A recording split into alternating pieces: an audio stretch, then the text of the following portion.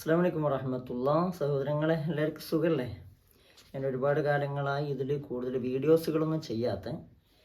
ഇന്ന് ഞാൻ പറയുന്നത്, എനിക്ക് പലരും പല പ്രാവശ്യമായിട്ട് പലരും അയച്ചു തരുന്ന, പലരും പറഞ്ഞുകൊണ്ടിരിക്കുന്ന ഒരു വിഷയമാണ്. പിന്നെ നമ്മളതിന് കൂടുതൽ ഇതിനെക്കുറിച്ച് അന്വേഷിക്കലോ ഒന്നും ചെയ്യാറില്ല. പക്ഷേ എങ്കിലും പറയണമെന്ന് തോന്നി. കാരണം തീരെ പറയാതിരുന്നാൽ മോശമാണെന്ന് കരുതിയിട്ടാണ് പറയുന്നത്. അതായത് ചില ആൾക്കാർ, നമുക്കറിയാം, ഞാൻ ആളുടെ പേര് പറയുന്നത് നിങ്ങൾക്ക് മനസ്സിലാകും. ഇപ്പം മുസ്ലിം ആയിരുന്നു, പക്ഷേ മുസ്ലിമായിരിക്കെ എന്താ പറയുക, കണ്ണൻ്റെ ഫോട്ടോ വരക്കുന്നു, വിൽക്കുന്നു. അതൊന്നും പ്രശ്നമില്ലല്ലോ, ആർക്കും വരക്കാം, ആരെ ഫോട്ടോയും വരക്കാം. കൊടുക്കേണ്ടവർക്ക്, ആവശ്യമുള്ളവർക്ക് ചെയ്തു കൊടുക്കുന്നതിന് എന്താ, ആരും എതിർക്കാറില്ല.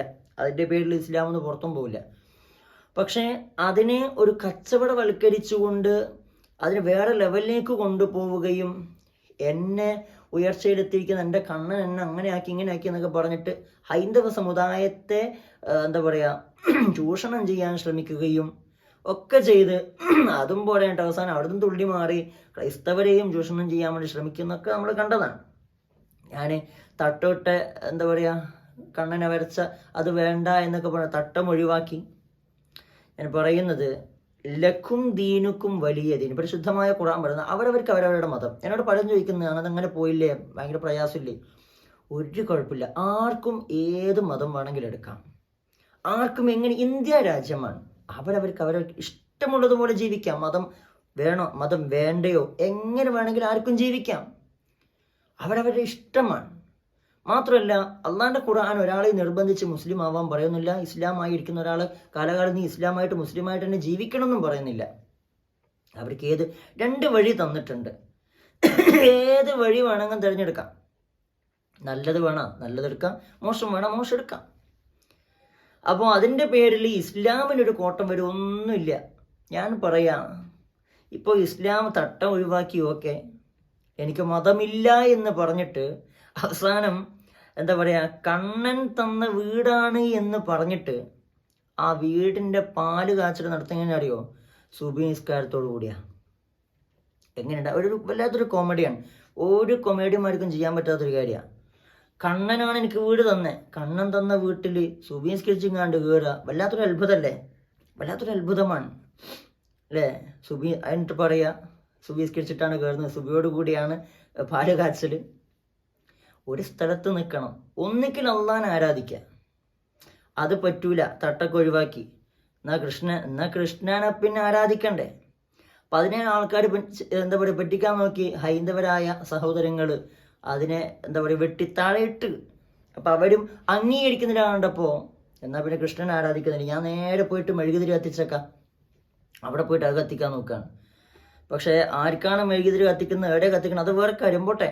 അപ്പം അത് ക്രൈസ്തവരെ പറ്റിക്കാൻ വേണ്ടി പോയി, അവരാണ് പിന്നെ അടുപ്പിച്ചിട്ടില്ല. അപ്പം പിന്നെ ഒരു മതം വേണ്ട. നിങ്ങൾ ചിന്തിച്ച് നോക്കണം, മുസ്ലിമീങ്ങൾ എന്നെ പരിഗണിക്കുന്നില്ലെങ്കിൽ എനിക്ക് ഇസ്ലാം വേണ്ട, ഹൈന്ദവർ എന്നെ പരിഗണിക്കുക എന്നാൽ ഞാൻ ഹിന്ദുവും വേണ്ട, ക്രൈസ്തവർ പരിഗണിക്കുന്നില്ല എന്നാൽ ഞാൻ ക്രിസ്ത്യാനി ആകുന്നില്ല, പിന്നെ ഞാൻ എന്തെങ്കിലുമൊക്കെ ആയിട്ട് നടക്കുവാണ്. എന്തെങ്കിലുമൊക്കെ ആയിട്ട് നടക്കുന്നവർ അങ്ങനെ നടക്കട്ടെ. പിന്നെ അവിടെ എന്താ പറയുക, ഒരു മതത്തിൻ്റെ ലേബൽ എടുത്തിട്ട് ഞാൻ ഇതിലാണ് ഇങ്ങനെ ചെയ്യുന്നത്, മാഷാ അള്ളയാണ്, അല്ലെങ്കിൽ എന്നാൽ അൽഹംദുലില്ലാ, ഒന്നും പിന്നെ കൊടുക്കാൻ പാടില്ല. കൃഷ്ണനെ കുറിച്ച് സംസാരിക്കരുത്, കാരണം അതും വേണ്ടാന്ന് പറഞ്ഞ് ഒഴിവായിട്ടുണ്ട്. അപ്പം ചിന്തിക്കേണ്ടത്, ഞാൻ പറയുന്നത് എന്താണെന്ന് വെച്ചാൽ, അവരെ പാട്ടിന് വിട്ടേക്ക്, ഞാനിപ്പോൾ അവരെക്കുറിച്ച് കൂടുതൽ പറയുന്നൊന്നുമില്ല. എന്താണെന്ന് വെച്ചാൽ, ഇതിനിടയ്ക്ക് ഞാൻ ഒരു വീഡിയോ ഉണ്ട്, ഒരു സഹോദരിയെക്കുറിച്ച് വേണ്ടാതിനങ്ങൾ പറഞ്ഞു വരുത്തിയില്ലേ, ചോദിച്ചു വാങ്ങണ്ട. അവർ വഴിക്ക് നടക്കുമ്പോൾ ഉപദേശിക്കാൻ പോയാൽ അവർക്ക് ഇഷ്ടപ്പെടില്ല. അപ്പോൾ അവരെന്താക്കും, ഉപദേശിക്കുന്നവരെ ചിലപ്പോൾ ഇതുപോലെ ഹറാസ് ചെയ്യുന്ന പലതും ചെയ്തു തരും. പിന്നെ നിങ്ങൾക്ക് തന്നെയാണ്, നമ്മൾ പോലുള്ളവർക്ക് തന്നെയാണ് പിന്നെ നാട്ടുകാരുടെ മുമ്പിൽ കോലം പോകുന്നതും ഒക്കെ വിഷമമുണ്ടാവുന്നതും. അവർക്ക് കോലം പോകാനൊന്നുമില്ല, അത് പോയി കഴിഞ്ഞതാണ്. പിന്നെ അവിടെ പ്രശ്നമില്ലാതെ അവരങ്ങനെ പോകും. അവരെത്ര നാറിയാലും നാറിക്കോട്ടെ എന്ന് ചോദിച്ചാൽ അവർ പോകും. പിന്നെ നമ്മൾ വടി കൊടുത്തടി വാങ്ങാൻ നിൽക്കരുത്. എൻ്റെ സഹോദരങ്ങളോട് അതേപോലെ എന്നുള്ളൂ. ഒരാൾ ബേക്കിൽ തന്നെ കുടിങ്ങാണ്ട് അല്ലേ, അങ്ങനെ കൂടി പിന്നെ അവസാനം അവർ റിയാക്ഷൻ നടത്തുമ്പോൾ സങ്കടപ്പെടേണ്ടി വരും. ഒരു സഹോദരി സങ്കടപ്പെട്ട് പറയുന്നൊക്കെ കണ്ടിട്ടുണ്ടായിരുന്നു. അതുകൊണ്ട് വഴി കൊടുക്കരുത്. അവർ പോട്ടെ, അവിടെ ഏതെങ്കിലും വഴി നടക്കട്ടെ, മൈൻഡ് ചെയ്യാണ്ടിരിക്കുക. അവരവരുടെ ലക്കും ദീനുക്കും വലിയ ദീൻ, എനിക്കെൻ്റെ വഴി, നിങ്ങൾക്ക് നിങ്ങളുടെ വഴി എന്ന് ചിന്തിച്ചിട്ട് വിട്ടേക്കുക.